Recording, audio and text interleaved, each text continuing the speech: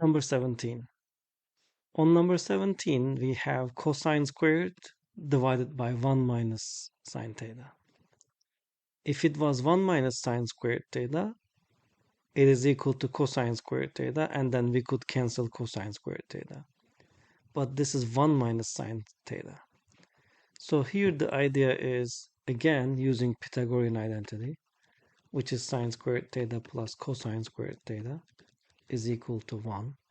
From here, we know that cosine squared theta is equal to 1 minus sine squared theta if you subtract sine squared theta on both sides.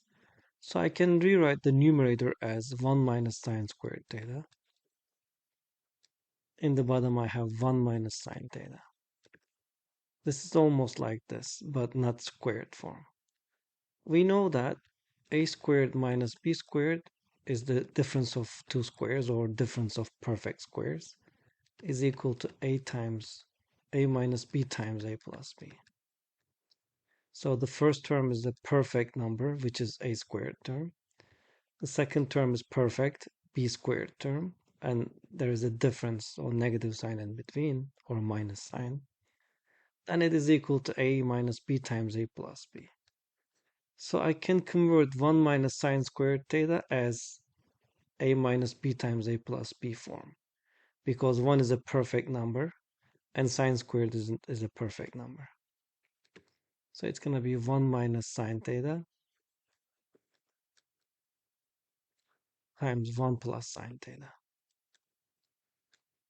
Now I have 1 minus sine theta. Now 1 minus sine theta cancels 1 minus sine theta, so the answer is 1 plus sine theta.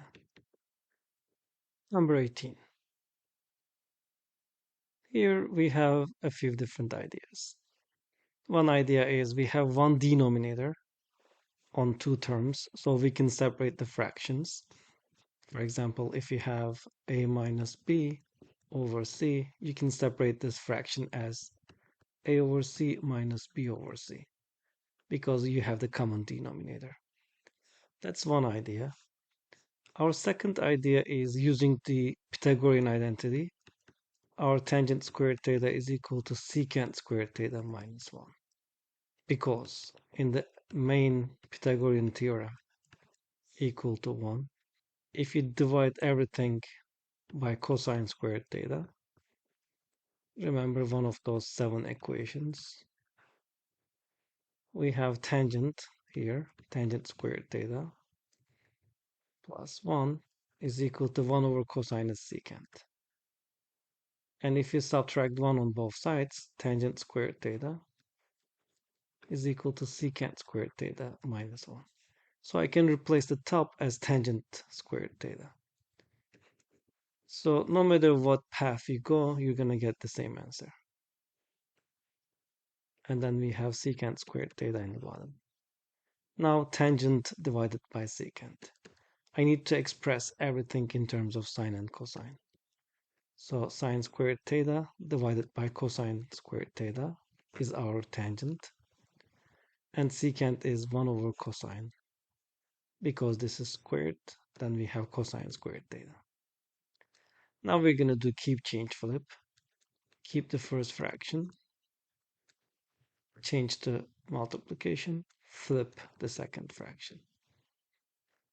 Now cosine cancels cosine squared.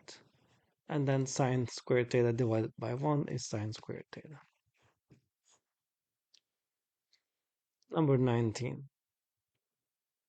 Number 19 looks pretty straightforward. Convert everything into sine and cosine. Tangent is sine over cosine. Cosecant is 1 over sine. And cosine is just cosine. Cosine cancels cosine from top and bottom. Sine cancels sine from top and bottom. So we're left with 1. Number 20. This looks too similar as number 19. So here we're going to verify this left-hand side is equal to 1. So we're not going to touch the right-hand side. We will manipulate the left-hand side.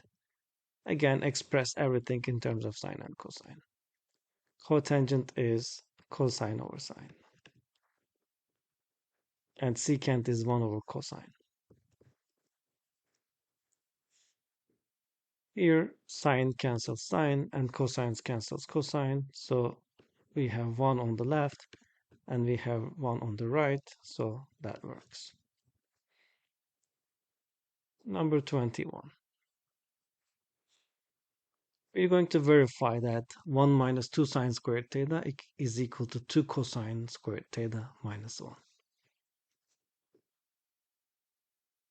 The idea here is we have cosine on the right. So we have to make this look like cosine. Again, we're not going to touch the right-hand side. We will manipulate the left-hand side and verify that they are equal. So by Pythagorean identity, sine is 1 minus cosine squared theta. Because sine squared theta plus cosine squared theta is equal to 1. From here, if you solve for sine squared theta, you get 1 minus cosine squared theta by subtracting this on both sides. Now, we have 2 times 1 minus cosine squared theta that we can multiply. Now we're going to multiply 2 by this parenthesis. So we have 1. Negative 2 times 1 is negative 2. Negative 2 times negative cosine squared theta is positive 2 cosine squared theta. Now we have 1 minus 2 is negative 1. And if you rearrange this, it's going to be 2 cosine squared theta minus 1. And our right-hand side is the same. 2 cosine squared theta minus 1. So that checks. Let's check number 22. Number 22, we have some expression on the left equal to 1. So we're going to verify that's equal to 1. So cosecant.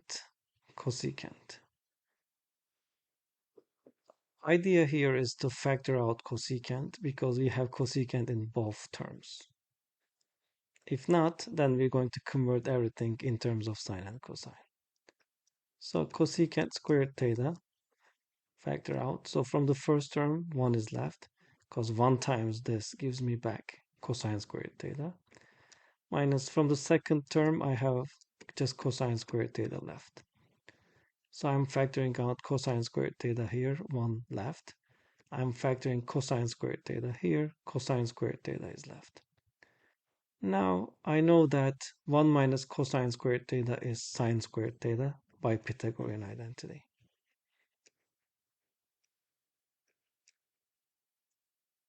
And I have cosecant squared theta. Now I can express everything in terms of sine and cosine.